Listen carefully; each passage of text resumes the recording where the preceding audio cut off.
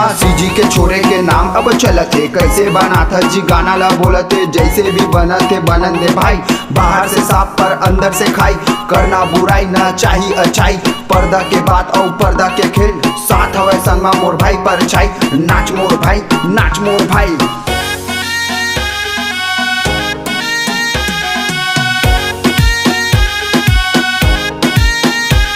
Rap गाड़ी चलत है बूम बूम बूम, आगे है गर्मी के महीना है जून। बस्ती बाजार घूम लेना यार, बस्ती के टूरा में हवा कलाकार मजेदार बोले अरे काहे कमाल। आगे सीजी के छोरे के नावा धुमाल, सेट पूरा यार हाँ हवा तैयार। बर और बिहाव या हवा त्योहार, मौका तो दे के देखो एक बार। सही बोला था मैं करो प्रचार, खतरनाक बजे सीजी के छोरे के हमर धुमाल।